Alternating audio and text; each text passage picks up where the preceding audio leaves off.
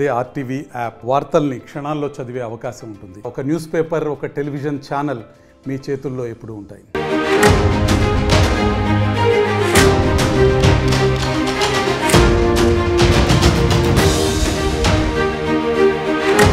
Breaking news చూస్తున్నాం. ఈ రోజు డే 5, 5వ రోజు లాస్ ఏంజలస్ లో ఇంకా ఉద్రిక్తత కొనసాగుతూనే ఉంది, పెరుగుతూ ఉంది. వలసదారుల అరెస్టులతో అమెరికా రగిలిపోతోంది. సో ప్రస్తుతం నిరసనకారుల దాడులతో లాస్ ఏంజలస్ లో కర్ఫ్యూ కొనసాగుతోంది. లాస్ ఏంజలస్ నుంచి ఇతర నగరాలకు కూడా ఆ అల్లర్లు విస్తరిస్తూ ఉన్నాయి. టెక్సాస్ లో భారీగా నేషనల్ గార్డ్స్ మోహరించినట్టు తెలుస్తోంది. Austin, New York, Chicago, Seattle, Dallas, Kentucky తదితర నగరాల్లో కూడా నిరసనలు, ఆందోళనలు కొనసాగుతూ ఉన్నాయి. వరుస ఆందోళనలతో టెక్సాస్ నేషనల్ గార్డ్స్ ను మోహరించడంతో అట్లాంటాలో యుఎస్ ఇమిగ్రేషన్ ఆఫీస్ ముందు నిరసనలు వ్యక్తం చేస్తున్నారు. మరో 2,000 మందికి నేషనల్ గార్డ్స్ ను పంపాలని ట్రంప్ ఆదేశాలు జారీ చేశారు. నిరసనకారులు వీధుల్లోకి రావడంతో వణికిపోతున్నారు స్థానికులంతా. మిలిటరీ మోహరింపు పైన మండిపడ్డారు కాలిఫోర్నియాకు సంబంధించిన అటార్నీ జనరల్ రాబ్ బోంటా. సో ప్రస్తుతానికి కాలిఫోర్నియా, లాస్ ఏంజలసే కాదు వివిధ ప్రాంతాలకి ఈ నిరసన విస్తరించింది. రోడ్డు పైన కనిపించిన ప్రతి ప్రభుత్వ ఆస్తిని ధ్వంసం చేస్తున్నారు. నేషనల్ గార్డ్స్ కూడా ఏం చేయలేకపోతున్నారు. ఈ నేపథ్యంలోనే సుమారుగా 700 మంది యుఎస్ మెరైన్స్ రంగంలోకి దించారు. వారు కూడా ఏ మాత్రం కంట్రోల్ తీసుకురాలేకపోతున్నారు. టియర్ గ్యాస్ ప్రయోగిస్తున్నారు, బాష్పవాయువులు ప్రయోగిస్తున్నారు, వారిపైన వాటర్తో దాడి చేస్తున్నారు. కానీ ఏ మాత్రం కూడా సిచ్యువేషన్ కంట్రోల్లోకి రాకపోలేదు కదా, ఇంకా విస్తరిస్తోంది. సో ప్రస్తుతానికి లాస్ ఏంజలస్, కాలిఫోర్నియానే కాదు మరిన్ని ప్రాంతాల్లో కూడా ఈ దాడులు కొనసాగుతున్నట్టు తెలుస్తోంది. అయితే ఎగ్జాక్ట్గా అక్కడ జరిగేటువంటి ఆ విజువల్స్ చూద్దాం. ఆ తర్వాత మరిన్ని అప్డేట్స్ మా ప్రతినిధి మనోజ్ఞ యూఎస్ నుంచి సిద్ధంగా ఉన్నారు ఎప్పటికప్పుడు అప్డేట్స్ అందించడానికి. ఒకసారి ఈ రోజు జరిగినటువంటి ఈ డే 5 రోజు ఉద్రిక్తతలు ఎలా ఉన్నాయి, పోలీసులకి నిరసనకారులకు మధ్య ఎటువంటి యుద్ధం చోటు చేసుకుందో ఆ విజువల్స్ చూద్దాం.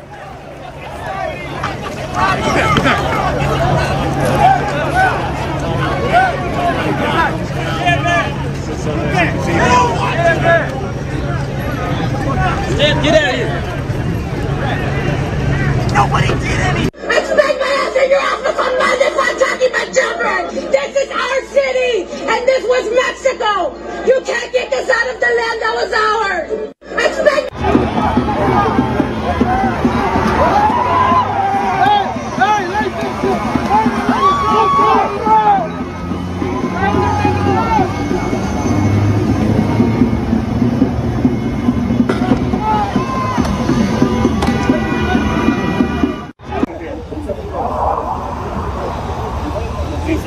You have no right. No, you don't. This guy right here, is he even an agent? Is he even an agent? Walker & Sons, no license plate. Is he even an agent? He's not an agent. You have no right.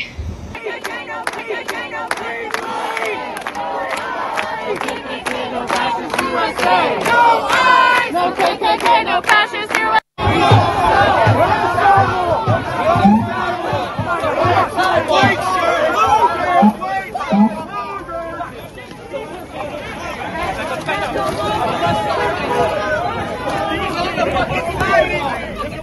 ఇది situation. Police vehicles పైన రాళ్లతో రువ్వుతున్నారు, కర్రలతో దాడి చేస్తున్నారు. బాష్పవాయువులు ప్రయోగించిన ఏమాత్రం నిరసనకారులు వనకడం లేదు, జనకడం లేదు. వాళ్ళు ఒకటే చెప్తున్నారు, this is my city, you cannot make us move from here, మీరు ఇక్కడ మమ్మల్ని పంపించలేరు అంటూ కూడా వారంతా నిరసన వ్యక్తం చేస్తున్న సిచ్యువేషన్ కనబడుతోంది. అయితే ఎగ్జాక్ట్ సిచ్యువేషన్ ఏంటి, అమెరికాలో పరిస్థితి ఎలా ఉంది, డొనాల్డ్ ట్రంప్ యొక్క డెసిషన్ ని స్థానికులు ఎలా ఏకీభవిస్తున్నారు, ఎలా తప్పుపడుతున్నారని తెలుసుకునే ప్రయత్నం చేద్దాం. ప్రతినిధి యుఎస్ నుంచి మనోజ్ఞ అందుబాటులో ఉన్నారు. ఎస్ మనోజ్ఞ, సో ప్రెసెంట్ సిచ్యువేషన్ ఏంటి, యుఎస్లో ఇంత పెద్ద ఎత్తున అటు ఐసీఈకి, ఇమిగ్రేషన్ కస్టమ్స్ ఎన్ఫోర్స్మెంట్ రైట్స్కి వ్యతిరేకంగా నిరసనలు కొనసాగుతున్నాయి. లాస్ ఏంజలస్లో స్టార్ట్ అయినటువంటి ఈ చిన్న నిప్పురవ్వ ఇప్పుడు అమెరికా వ్యాప్తంగా విస్తరించినట్టు తెలుస్తోంది. ప్రెసెంట్ ఈ నిరసనలు ఏ సిటీలో కొనసాగుతున్నాయి ఇంకా, సో పబ్లిక్ రియాక్షన్ ఏంటి దీనిపైన? మనోజ్, యాక్చువల్లీ ఇది సడన్ గా మొదలైందని చెప్పలేము. ఎందుకంటే ట్రంప్ ఎప్పుడైతే బాధ్యతలు చేపట్టారో అధ్యక్షుడిగా, అప్పటి నుంచే అమెరికా ప్రజల్లోని, అంటే వేరే దేశాల నుంచి ఇక్కడికి వచ్చిన వలస వచ్చి ఇక్కడ స్థిరపడిన ప్రజలు ఎవరైతే ఉన్నారో వాళ్ళల్లోని రగులుతూనే ఉంది. ట్రంప్ వచ్చిన దగ్గర నుంచి అక్రమ వలసదారులను బయటికి పంపించేస్తామని చాలా మందిని ఫ్లైట్లు పెట్టి మరీ పంపించేశారు. చాలా చోట్ల అరెస్టులు చేశారు. అరెస్ట్ చేసిన వాళ్ళని కూడా మనం ఈ మధ్యనే రీసెంట్గా ఒక ఇండియన్ కుర్రాడిని కింద వేసి పడేసి వాడిని ఏదో పిచ్చివాడు అన్నట్టు క్రియేట్ చేయడము అవన్నీ కూడా చేశారు. సో ఇలాంటి చర్యలన్నిటి మీద ప్రజలందరూ విసిగెత్తిపోయి ఉన్నారు. ఇప్పుడు లాస్ ఏంజలస్లోనే అది ఒక్కసారిగా బయటపడిందని చెప్పాలి. లాస్ ఏంజలస్లోని అక్కడ ఉన్న అధికారులకి ఎవ్వరికీ చెప్పకుండా సడన్గా ఇమ్మిగ్రేషన్ అధికారులు వెళ్ళి తనిఖీలు అవన్నీ తీసి అప్పుడు అరెస్ట్ చేశారు, 100 మందిని అరెస్ట్ చేశారు. దీంతో ఒక్కసారిగా ప్రజల్లోని నిరసనలన్నీ బయటకు వచ్చాయి. ఇది అన్యాయం అంటూ రోడ్ల మీదకి వచ్చారు. నిజానికి California governor, mayor, attorney general వీళ్ళందరూ కూడా ట్రంప్ కానీ ఆ ఇమ్మిగ్రేషన్ అధికారులు కానీ చేపడుతున్న ఈ చర్యలని తీవ్రంగా ఖండిస్తున్నారు. ఇలా మాకు చెప్పా పెట్టకుండా చేయడం మంచి విషయం కాదు. ఈ ట్రంప్ చేసే దీనివల్ల గొడవలు చాలా ఎక్కువ అవుతున్నాయని. ఇదొక్కటే కాదు, ఆ తర్వాత సరే అక్కడితో అక్రమ వలసలు వాళ్ళు నిరసనలు దిగారు అంటే ట్రంప్ దానిని కూల్ చేయాల్సింది పోయి మరి కొంచెం ఎక్కువ చేశారు. వితిన్ 24 అవర్స్లోని నేషనల్ గార్డ్స్ అని పంపించేశారు. జనరల్గా నేషనల్ గార్డ్స్ అని పంపించాలంటే రాష్ట్రాలకి అధికారులు ఎవరైతే ఉంటారో వాళ్ళు పర్మిషన్ ఇవ్వాలి. కనీసం వాళ్ళకి చెప్పని కూడా చెప్పలేదు, వాళ్ళు పర్మిషన్ తీసుకోలేదు. ఆల్ ఆఫ్ సడన్ అందరినీ దింపేశారు. 2000 మంది నేషనల్ గార్డ్స్ని ఒకేసారి దింపారు ట్రంప్. తర్వాత 700 మంది మెరైన్ని, ఇప్పుడు మళ్ళీ ఇంకొక 2000 మందిని పంపిస్తారు అని చెప్తున్నారు. సో ఇప్పుడు తీసుకోవాలి. డొనాల్డ్ ట్రంప్ అంటే ఇక్కడ ఫెడరల్ గవర్నమెంట్ సిస్టమ్ లో వాళ్ళ పర్మిషన్ తప్పనిసరిగా ఉండాల్సింది అనేటువంటి మాట ఉంటే ఉండొచ్చు. కానీ అక్కడ గవర్నర్ కానివ్వండి, మేయర్ కానివ్వండి, అక్కడ నిరసనకారులకి సపోర్ట్గా ఉన్నారు కాబట్టి వాళ్ళని పక్కన పెట్టేసి మేము రంగంలోకి దిగామనేది ట్రంప్ కొన్ని సందర్భాల్లో ట్రూత్ సోషల్ మీడియా ద్వారా రకరకాలుగా ఆయన వ్యక్తి చేసినట్టుగా తెలుస్తోంది. అంటే అక్కడ మేయర్ అండ్ గవర్నర్ నిరసనకారుల వైపుగా ఉన్నారు, ఎవరైతే నిరసన తెలుపుతున్నారో వాళ్ళ వైపుగా ఉన్నారా, వాళ్ళు కూడా ఐసీని వ్యతిరేకిస్తున్నారా?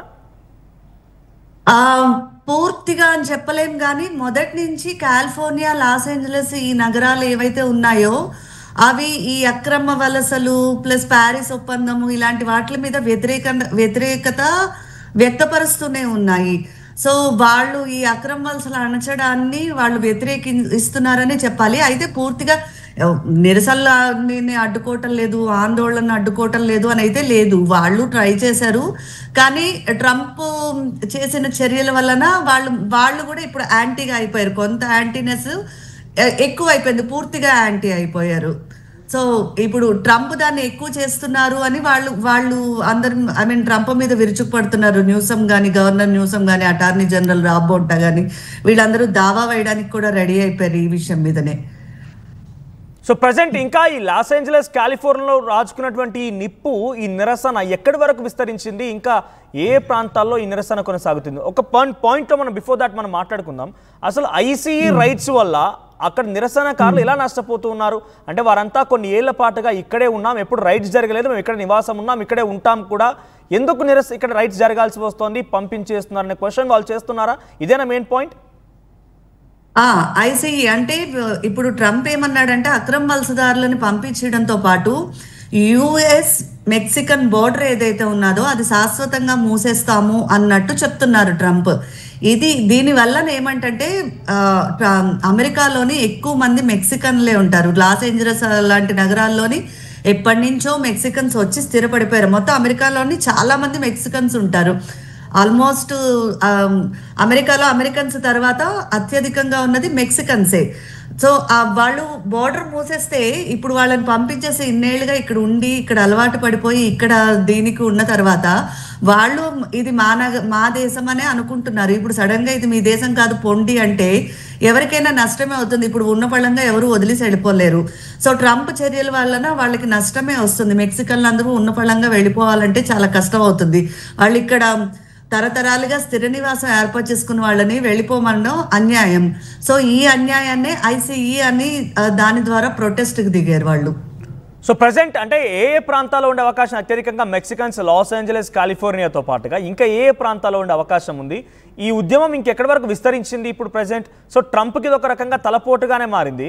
సో అక్కడ ఉన్నటువంటి లాస్ ఏంజలస్ కాలిఫోర్నియా సెనేటర్లు కానివ్వండి, ఇతరత్ర వ్యక్తులు కూడా అలా ట్రంప్ అపోజిషన్ పార్టీ వ్యక్తులే ఉన్నారు, వాళ్ళే రెచ్చగొడుతున్నారు, ఇది పొలిటిసైజ్ అవుతుందన్న భావనలో అమెరికా నుంచి డొనాల్డ్ ట్రంప్ ఉన్నట్టుగా అర్థమవుతోంది. అందుకే ఈ యొక్క నేషనల్ గార్డ్స్ని పంపించడం, మెరైన్స్ని పంపించడం, వాళ్ళపైన ఒక మారణ హోమం సృష్టించలాంటివి జరుగుతుందనేది నిన్న కమలా హ్యారిస్ కూడా ఒక ట్వీట్ ద్వారా వ్యక్తపరిచే ప్రయత్నం చేశారు. సో ఏంటి, ఇది పొలిటిసైజ్ అయిపోయిందా పూర్తిగా? ట్రంప్కి వ్యతిరేకంగా పొలిటిసైజ్గా అవుతోందా ఈ ఉద్యమం కాస్త?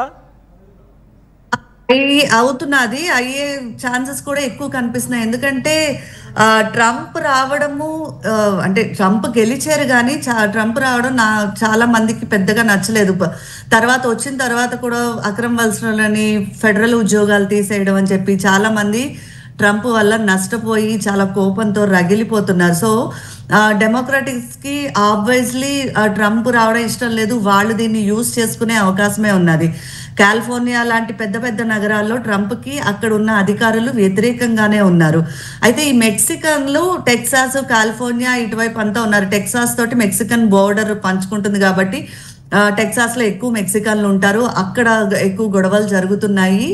సో ఇవన్నీ ఇంకోవైపు ఏమో ఎలాన్ మస్క్ ట్రంప్కి గొడవ అవుతున్నది. ఆయన కూడా ఈ మధ్య ట్రంప్ పెట్టిన ఏవైతే రూల్స్, నియమాలు అలాంటివి ఉంటున్నాయి వాటిని అన్నిటిని వ్యతిరేకిస్తున్నారు. సో ఒక్కసారిగా గత 6 నెలలుగా ఎవరైతే ట్రంప్ నెమ్మది సరేలే అని ఊరుకుంటూ ఉన్నారో వాళ్ళందరూ ఒక్కసారిగా ఏమయ్యారు, బరస్ట్ అయ్యారని చెప్పచ్చు. ఆ బరస్ట్ అవ్వడము ఇప్పుడు నిరసనలని, ఆందోళనలని వస్తున్నాయి. వాళ్ళకి డెమోక్రటిక్ పార్టీ వాళ్ళు, ఆ పార్టీ తరఫున అధికారంలో ఉన్న వాళ్ళు, కొంతమంది రిపబ్లికన్ అధికారులు, వీళ్ళందరూ కూడా ఊతమిస్తున్నారని చెప్పాలి. సో ప్రజెంట్ మనోజ్ఞ ఇంకా ఎక్కడి వరకు వెళ్ళింది నిరసన? ఇంకా పెరిగే అవకాశం ఉందా? లాస్ ఏంజలస్లో స్టార్ట్ అయిన చిన్న మూవ్మెంట్ కాస్త లాస్ ఏంజలస్లోని చాలా ప్రాంతాలని చుట్టుముట్టేసింది. నేషనల్ గార్డ్స్ కూడా కంట్రోల్ చేయలేకపోతున్నారు. కాలిఫోర్నియా ఇప్పుడు ఇంకా ఈ నిరసన ఎక్కడి వరకు చేరింది? ఇంకా ఏ ప్రాంతాల్లో నిరసన కొనసాగుతున్నాయి?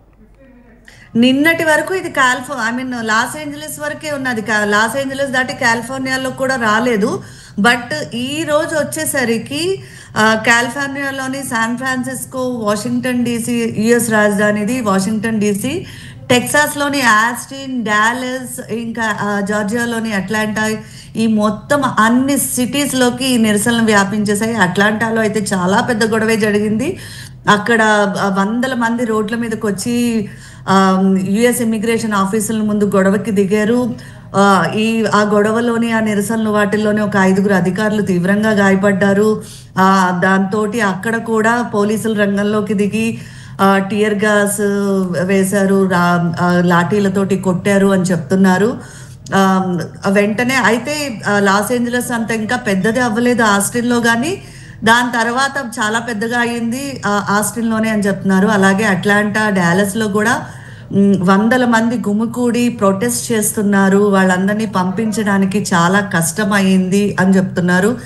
ఇంకా వాషింగ్టన్ డీసీలో కూడా యూనియన్స్ ఏవైతే ఉంటాయో, ఈ మెక్సికన్ యూనియన్స్ లేదా వర్కింగ్ యూనియన్స్ ఇలాంటివన్నీ ఎవరైతే ఉన్నాయో వాళ్ళందరూ మీటింగ్స్ పెట్టుకుని ఏం చేయాలి, నెక్స్ట్ మన ఏ చోట్ల ఎలా ప్రొటెస్ట్ చేయాలని చర్చించుకుంటున్నారు. సో ఈ మొత్తం అన్ని చోట్ల కూడా పోలీసులు ఫుల్ రక్షణ చేస్తున్నారు. అన్ని చోట్ల మెయిన్ ఇమ్మిగ్రేషన్ ఆఫీసుల దగ్గర మొత్తం పోలీసుల్ని మోహరించేశారు. ఎక్కడ ఎలాంటి అవాంఛనీయ సంఘటనలు జరగకుండా, గొడవలు ఇంకా పెరగకుండా వాళ్ళు ట్రై చేస్తున్నారు. ఇదైతే ఇంకా ఇంకో పక్క లాస్ ఏంజలస్లోని 5 రోజులైనా తగ్గలేదు. సో ఇవి ఇంకా పెరగచ్చనే అనుకుంటున్నారు. ఇప్పటికైతే 6 సిటీస్లోని 6 ప్లేసెస్లోనే అయింది. ఇది రేపటికి మరికొంచెం పెరిగే అవకాశాలే కనిపిస్తున్నాయి. Right, thank you Manogna, thank you for joining us and keep sharing us those updates. So ప్రస్తుతానికైతే ఇంకా లాస్ ఏంజలస్, కాలిఫోర్నియా అట్టుడికిపోతోంది. ప్రస్తుతానికైతే అక్కడి నుంచి కాస్త ఆ ఉద్యమం ఇంకా మరికొన్ని ప్రాంతాలకు చేరుకుంది. అట్లాంటాలోని యుఎస్ ఇమిగ్రేషన్ ఆఫీస్ ముందు కూడా నిరసనలు కొనసాగుతున్నట్టు తెలుస్తోంది. సో డలాస్, కెంటకీ నగరాల్లో కూడా నిరసనలు కొనసాగుతున్నాయి. ఆస్టిన్, న్యూయార్క్, చికాగో, సియోటెల్ ప్రాంతాల్లో కూడా నిరసనలు కొనసాగుతున్నాయి. టెక్సాస్లో భారీగా నేషనల్ గార్డ్స్ మోహరించి ఉన్నారు. సో వాషింగ్టన్ డీసీ వరకు చేరుకున్నాయి. ఏకంగా యుఎస్ రాజధాని వాషింగ్టన్ వరకు చేరుకున్నాయి ఈ నిరసనలు. అంటే ట్రంప్కి పెద్దగా తలపోటు మారే అవకాశం ఉంది. ఏమాత్రం వివరించలేకపోతున్నారు. ఇది ఒక రకంగా తీరని అన్యాయం అంటూ వారంతా భావిస్తున్నారు. This is my city, you can't make us move from here అంటూ వారంతా చెప్తున్నారు.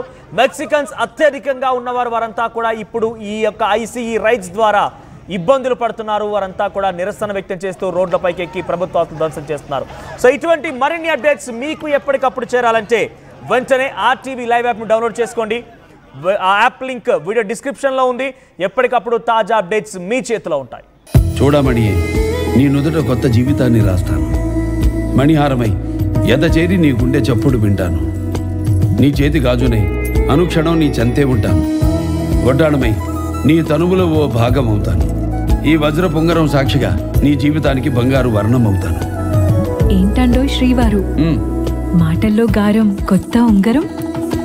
ఈరోజు మన పెళ్లి కాదు, పెళ్లి రోజు. అయితే మళ్ళీ పెళ్లి చేసుకుందాం. మీరు మారరు. వివాహమైన వేడుకైనా వేగా జ్యువెలర్స్, వెలలేని వైభోగం, తరుగులేని నమ్మకం.